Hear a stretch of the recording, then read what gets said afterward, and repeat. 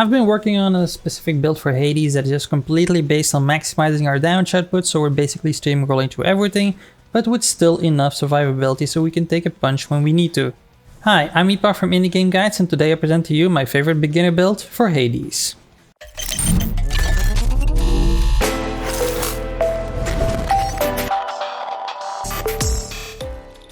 Now let's start off by talking how this guide will work, as I can't tell you exactly what to do since every run you'll ever do in Hades is different every time.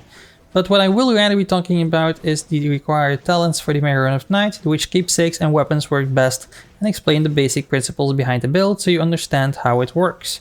And that way you can make the best decisions with the choices that are offered to you during your run. Sounds good? Let's get started. Now I call this build the Barbarian build because in most games the Barbarian class gets stronger the lower the health is, and that perfectly sums this build up. Now we maximize the damage output of our attacks so much that we're basically killing everything as quickly as possible, but to explain that a little bit further, let's get over to the Mirror of Night. Okay, so to start explaining how the build is set up, let's visit the Mirror of Night in our room in the House of Hades.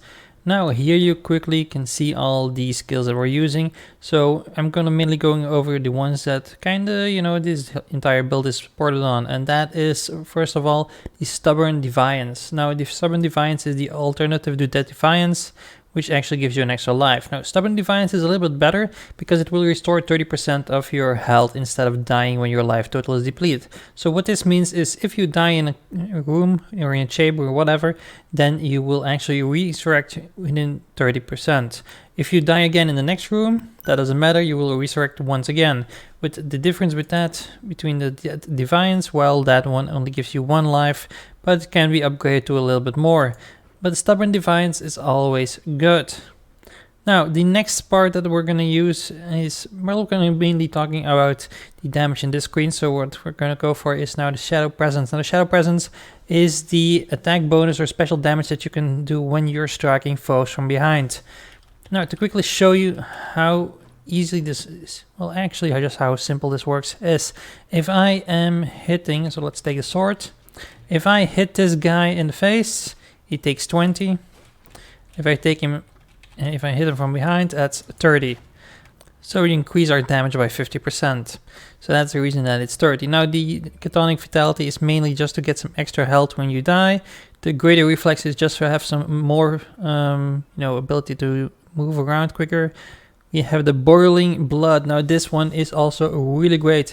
So what we're going to do is we're going to place a cast inside the enemy, and then we're going to be able to nuke him down, so we're going to get extra damage. So here you have already 50%. Now a little bit closer, over here you have the Infernal Soul that raises your supply of the cast ability. So if you do this, you actually have 3 casts to use without any boons. Now the Golden Touch is mainly just to get some health, get some gold. Now here the Thick Skin, that is also just an increase of health. Because, well, I'm going to explain that a little bit more in a moment. Then we have the Family Favorite. So what this actually is, we're just the more boons that we have and the higher the ranks is, the more bonus damage that we can get.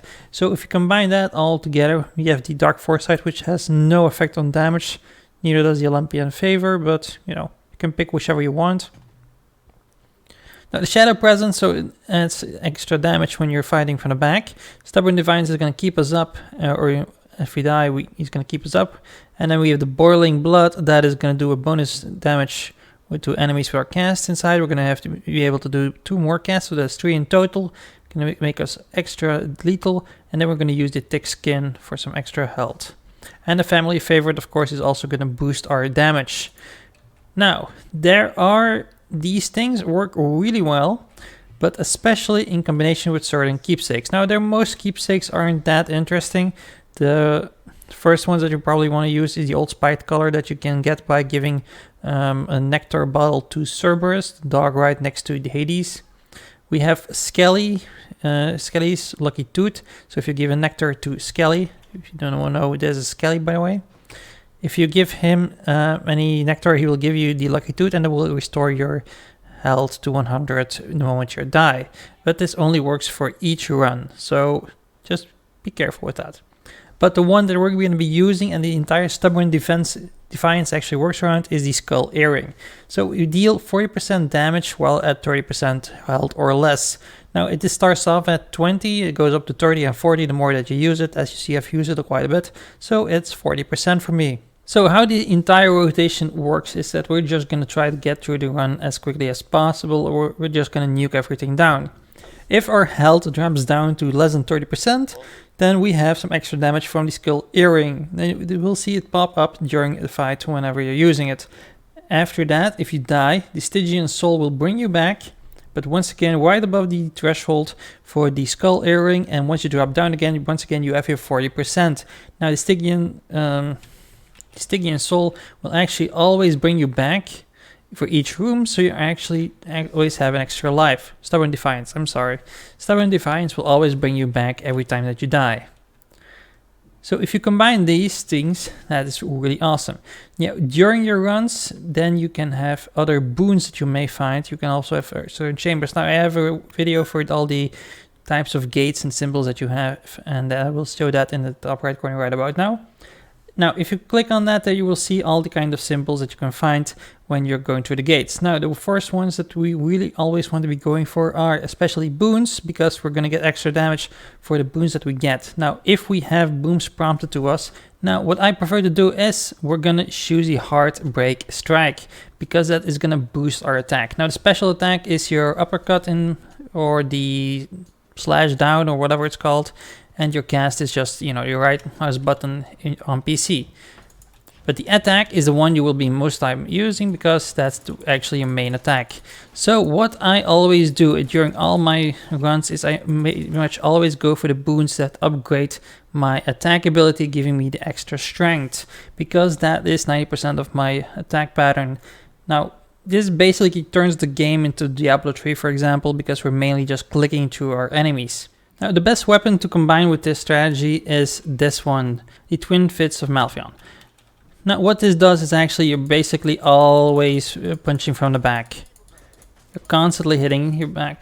You have a special attack, but most of the time you will be using your regular attack or your dash strike, which are your strongest abilities. Now, if you've unlocked all the Infernal Arms, then you can just click on the one that you have equipped, and then you can also upgrade it. Now, with the Twin Fist, you don't really have that many options, but I personally always go for the aspect of Zagreus, give it also a little extra survivability, so with the extra dodge chance.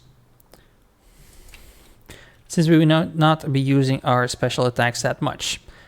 Now, for that reason, I'm calling this pretty much a barbarian build, because we're constantly trying to stay at low health, but constantly be coming back from that, because we always want to, you know, survive, but we always want low health because we want to have all that damage output that we can get. So we're basically steamrolling through everything. While during the run, you may also want to go for the Centaur's Heart. Now, the Centaur's Heart is a really great option for this build, because it raises your max health by 25 HP points every time. So what we're actually going to doing is, as we're collecting always the Centaur Hearts, we're bringing our total health up. But because the Skull Earring actually works on a percentage based, that means also the threshold for getting the extra damage boost also goes up. And when you resurrect by dying, the Stubborn Defiance will bring you back with more health than before. So for that reason, the Heart of the Centaur is always the best item to go for. Besides that, you can also go for the Daedalus Hammers, which are going to increase your attack even more, or increase your attack range, which is fantastic. Next to that, you can also go for the boons, and the boons also will increase your damage per rank that you get. So the more that you upgrade them, the more damage you also do, and of course the boons themselves are useful. If you're asking me whose boons you should always be going for, well, that kind of depends. Now, always I would go for the Chaos boons, because they are really strong. The curse is sometimes a little bit annoying, but they're often worth it in the end. Just always go for the ones that extra your attack. Now, Aphrodite has some useful boons that inflict weak and charmed on opponents that will increase your survivability. Weak pretty much destroys the enemy's damage output, which is a really great thing. Now, for example, Ares, I prefer to be like a little bit less, because he inflicts mainly doom and creates blade rifts, while we're going for quick kills. Artemis will increase the critical hits, which is a really powerful thing. Athena will actually give you abilities to deflect projectiles and improve more of defensive options, which is also pretty good. Then we have Demeter, who adds shield to abilities, improves your healing, slows down the enemies. That's pretty much always good. Dionysus is more based around Hangover and Festive Fog. I do really like his Hangover because it does some damage over time, which is useful for bosses. But if you're having trouble to go through the trash, maybe a little bit less. Hermes is one you never know what you're getting. That's mainly gonna increase your mobility, attack speed, evasion, dash capabilities, and cast recovery. They're pretty much always good. Just always go for the attack speed if you can, because the more attack speed, the quicker we can kill everything. Poseidon has knockback, which I do not really prefer that much, and Zeus also only adds chain lightning, and that is only a help while dealing with the trash, unless with the bosses, but I will leave that up to you. Personally, I would always go for Aphrodite or Dionysus, especially as Dionysus has a special boon for this build. Dionysus has a specific boon called Positive Outlook that actually will reduce the taken damage while at 40% HP or less by about 10, 15 or 20% depending on how rare the boon is. And that's pretty much the build. Now honestly there is still a little bit tweaking around it. I pretty much already maximized the damage as much as I could. But I'm very interested in what your opinion is about this build, because honestly I really like the damage output, but maybe the survivability options is not for everyone. Let me know in the comments down below, please. And you know guys, if you liked the video, be sure to give it a thumbs up, and if you want to see more guides like this one, be sure to subscribe, because we publish at least 3 of these every week. I want to thank you for watching, and I'll see you in the next one.